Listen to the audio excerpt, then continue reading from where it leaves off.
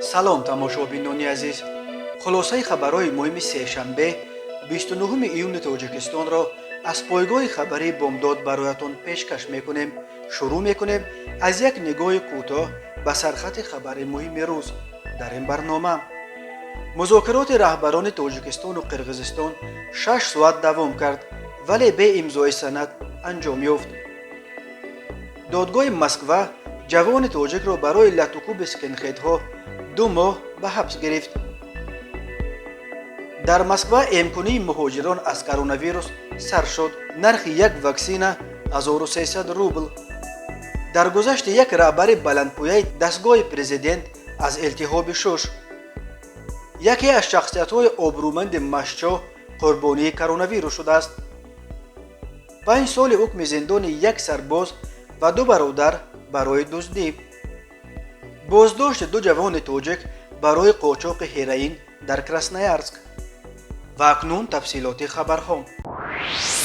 музокироти байни президентҳои Тоҷикистону Қирғизистон Эмомалӣ Раҳмон ва Содир Ҷабборов дар қасри миллат дар душанбе рӯзи 29 июн беш аз 6 соат тӯл кашид. мулоқоти рӯбарӯи онҳо соати 9:20 оғоз ёфт. мебоист соати 11:00 ҷамъбаст мешуд, вале ин мулоқот то соати 15:30 беш аз 6 соат давом кард. ба гуфтаи хабарнигорон, дар давоми ин музокироти тӯлонӣ чандин дафъа ба ҳуҷрае ки раҳбарони 2 кишвар мулоқот доранд, нақшаҳо ва харитаҳои топографиро дароварданд. ин табиист, чунки мавзӯи асосии музокироти Раҳмон ва Ҷабборов масоили марзӣ, мавзӯи аз ҳама ҳассос дар равобити Тоҷикистону Қирғизистон аст. вале музокироти онҳо дар ниҳоят бидуни имзои кадом санад дар масъалаи марз анҷом ёфт. ҳарду раҳбар танҳо гуфтанд ки барои идомаи музокироти ин масъалаи ҳассос талош хоҳанд кард. дар ҳузури Эмомалӣ Раҳмон ва Содир Ҷабборов танҳо 4 санад, 2 созишнома ва 2 ёддошти тафоҳум имзо шуду халос. президенти ҷумҳурии Қирғизистон Содир Ҷабборов шоми 28 июн бо сафари расмии 2 рӯза вориди Душанбе, пойтахти Тоҷикистон шуд. ин нахустин дидори рӯбарӯи президентҳои Тоҷикистону Қирғизистон Эмомалӣ Раҳмон ва Содир Ҷабборов баъд аз муноқишаи хунини 2 моҳ пеш дар марзи вилоятҳои Суғду Бодканд аст, ки аз ҳарду тараф беш аз 50 кушта ва ҳудуди 240 захмӣ ба ҷо гузошт. ин муноқиша хунинтарин муноқиша дар таърихи на фақат низоъҳои марзии Тоҷикистону Қирғизистон, балки дар таърихи муноқишаҳои марзии тамоми Осиёи марказӣ дар чанд даҳсолаи охир дониста мешавад. додгоҳи дар Москва рӯзи 28 июн бо талаби тафтишот шаҳрванди 21-солаи Тоҷикистон Амиршоҳ Ҳусейновро барои 2 моҳ ба ҳабси пешакӣ гирифт.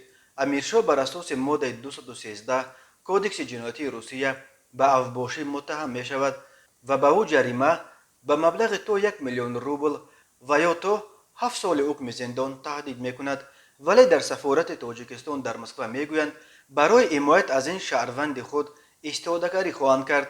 сафорат аллакай ба мақомоти Русия дар робита ба парвандаи Амиршоҳ Ҳусейнов нота фиристода ваъда додааст ки ба ӯ барои гирифтани адвокат низ кӯмак мерасонад. рӯзи 28 июн амак ва писарамаки Амиршоҳ, ки низ дар муҳоҷирати корӣ дар Русия қарор доранд, ба мурофиаи додгоҳи ӯ омаданд, вале ба далели пандемияи коронавирус касеро ба толори мурофиа роҳ надоданд. наздикони Амиршоҳ дар суҳбат ба пойгоҳи хабарии бомдод сару садоҳо дар бораи писари кадом одами калоншаванда будани ӯро рад карданд ва гуфтанд ҳоло дӯстонаш барои адвокат гирифтан барои ӯ суратҳисоб кушодаанд. наздикони Амиршоҳ мутмаинанд ки ӯ бегуноҳ аст. ба гуфтаи онҳо, Амиршоҳ 3 сол пеш мисли ҳазорон тоҷики дигар баробари хатми мактаб рост аз паси парта ба муҳоҷирати корӣ ба Русия рафт ва дар ҳар ҷое ки рост меомад, аз ҷумла дар сохтмону нонвойхона кор мекард. ӯ ягона манбаи таъмини рӯзгори оилаашон будааст. падару модари Амиршоҳ дар ягон ҷо кор намекунанд. хоҳари калонияш ба шавҳар баромада рӯзгори худро дорад ва таъмини зиндагии падару модар ва як додари ҳанӯз 9 солаашро Амиршоҳ бар уҳда доштааст. Ҳусейнов Амиршоҳ Абдуқодирович соли таваллудаш 2000, зодаи шаҳри Панҷакент, шоми 23 июн дар шаҳри Москва дар пайи латукуби гурӯҳи скинхедҳо боздошт шуд. рӯзи 27 июн در مرکز مهاجران در دهه سخر و در کنار مسکو معرکه امکنی مهاجران کوری از بیماری کووید 19 آغاز یافت. مهاجران در اینجا با واکسن یک دفعه سپوتنیک لایت ام میکنند. پول واکسن را باید کارفرمایان بسپارند. نرخ واکسن برای مهاجران 1300 روبل مقرر کرده شده است. شهرداری مسکو سرگئی سابیانین ضمن بازدید از مرکز امکنی مهاجران در سخر و گفت سپوتنیک لایت شاید نسبت به سپوتنیک وی تأثیر کمتری داشته باشد، ولی با هر وجود آن هم تأثیر مثبت دارد. رویهای مهاجران خیلی زیاد است و تشکیل امکنی آنها با واکسن های دو دفعگی خیلی مرکب است. نقطه امکنی در مرکز سخر و از ساعت 9:00 تا 21:00 کار میکند و هر روز در اینجا میتوانند بیش از 2000 نفر ام کنند. برای ام کردن مهاجران به اینجا 2 طبیب، 12 همشیره طبی از پلیکلینیک‌های شهری رقم 175 و 121 همچنین 12 متخصص از مرکز خدمات دولتی مای داکومنت و 3 مامور جلب کرده شدند. شهرداری مسکو خبر داد که از 29 ایون باید یک نقطه دیگر امکنی مهاجران کوری در حدود بازار صدوات در سروغه کوچه ورخنی پالیا 54 بنای رقم 15 به کار شروع میکند. این نقطه امکنی از ساعت 8:00 تا 20:00 باز بوده هر روز در اینجا میتوانند بیش از 2000 مهاجر دیگر را ام کنند.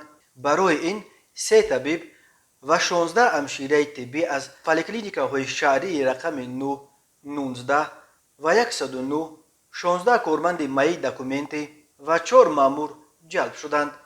یادآور میشویم اخیراً پرزیدنت روسیه ولادیمیر پوتین به حکومت امر داد که تا 15 ایول امکنی پولکی مهاجران کوری را تشکیل کنند. در روسیه تا پاندمی کرونا ویروس بیش از 10 میلیون مهاجر کوری اساساً از کشورهای اسنگه کار و زندگی میکردند. به حسابهای وزارت کارهای داخلی روسیه بعد آنکه روسیه از ماه مارس سال 2020 به دلیل پاندمی مرزهایش را بست، شماره مهاجران کوری در کشور تقریباً 2 مرتبه کاهش یافته است. ولی از بهار سال 2021 روسیه مرزهایش را برای مهاجران از برخی کشورها از جمله برای مهاجران از تاجیکستان و ازبکستان گشود و انتظار می رود که شماره مهاجران در روسیه دیگر باره رو به افزایش بیاورد. مقامات روسیه اعتراف می کنند که سالهای نزدیک همچنان به نیروی کاری مهاجران احتیاج خواهند داشت. تماشابینان عزیز، یادآور می شویم خلاصه مهمترین اخبار تاجیکستان را از پایگاه خبری بامداد تماشا دارید. برنامه را ادامه می دهیم.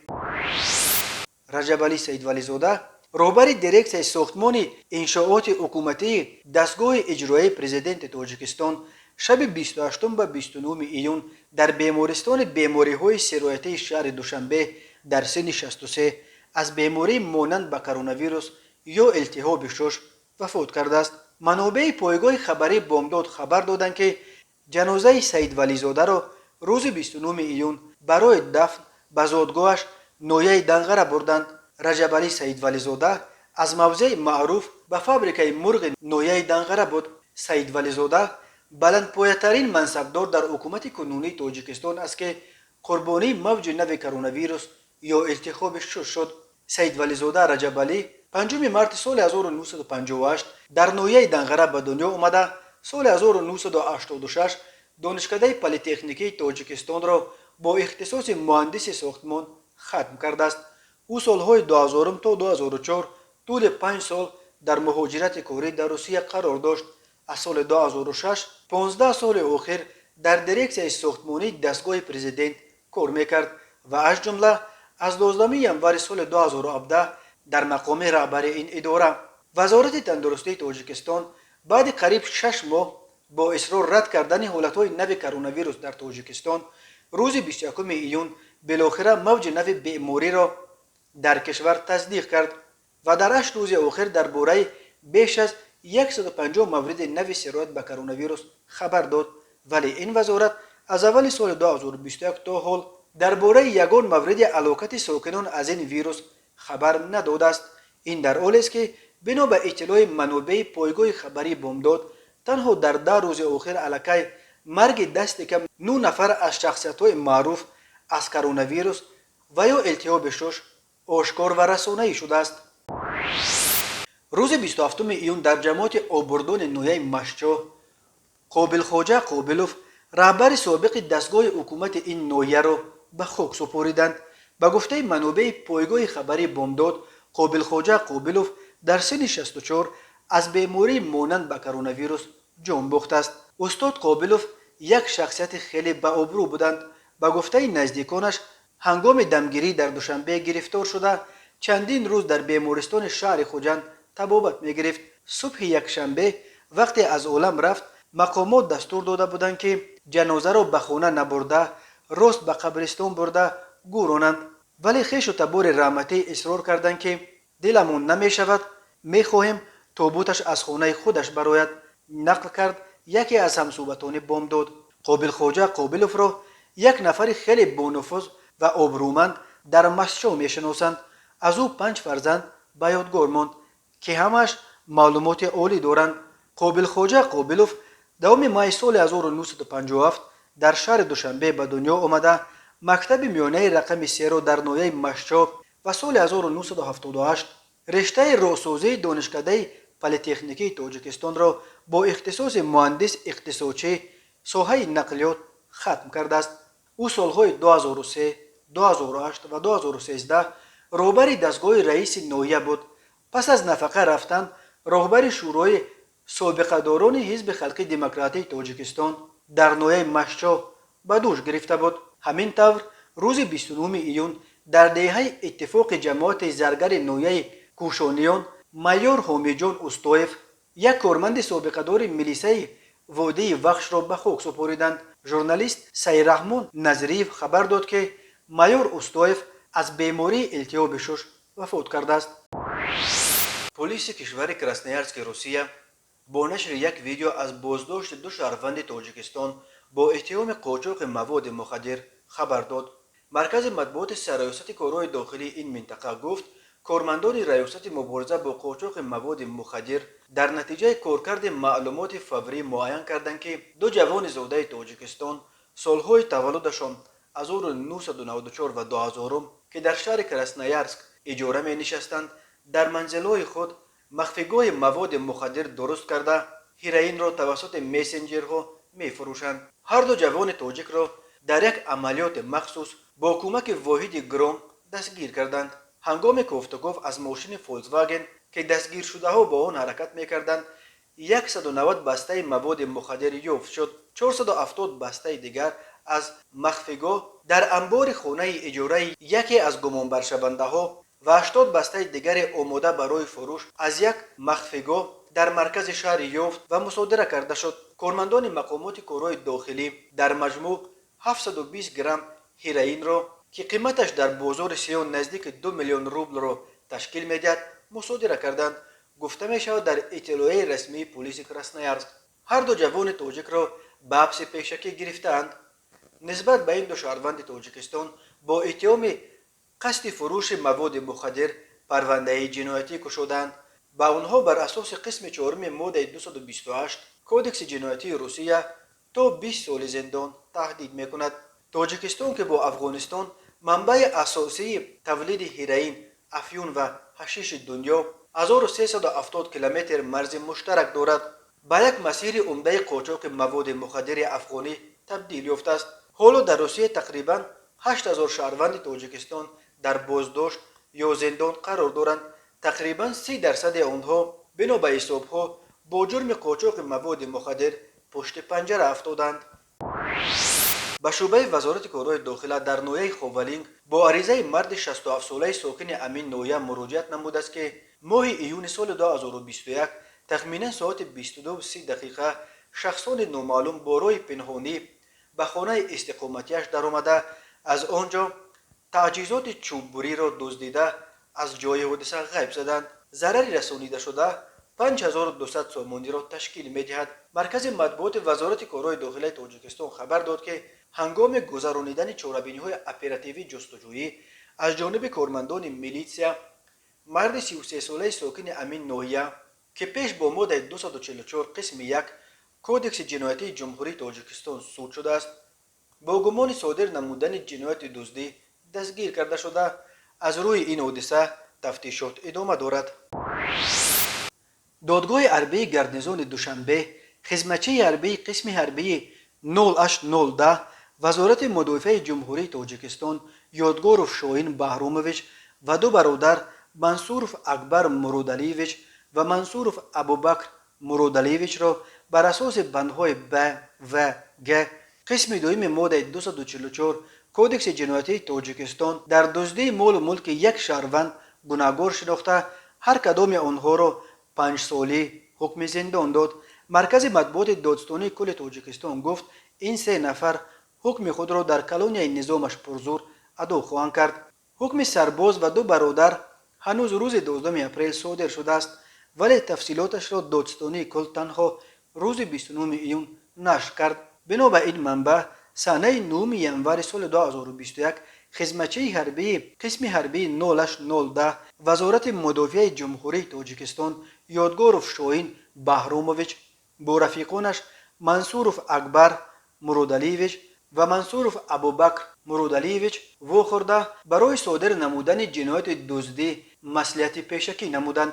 من بعد شب 10 به 11 ینور سال 2021 او در یک جایگی با منصوروف ابوبکر و منصوروف اکبر از روی مصلحت پیشکی با مقصد صادر نمودن جنایت دزدی به خانه شهروند میرزایف که واقع در ناحیه ورزاب جماعت چهارباغ دهه شاداب خانه 282 پنهانی در آمده مال و اموال او را که مبلغ 11687 سامانی را تشکیل میداد تصرف نموده از جای حادثه غیب شدند. پرونده به ضد این سه نفر را به دلیل خدمتچی حربی بودن یکی از گمانبرشوندگان از جانب سرپرکرور حربی جمهوری تاجیکستان آغاز شده بود. تماشاچیان عزیز، این بود مرور به خلاصه چند خبر مهم روز 29 ایون تاجیکستان. خبر و گزارش‌های بیشتر از تاجیکستان و درباره تاجیکستان را در سامانه پایگاه خبری بامداد پیگیری نمایید. خوش باشید.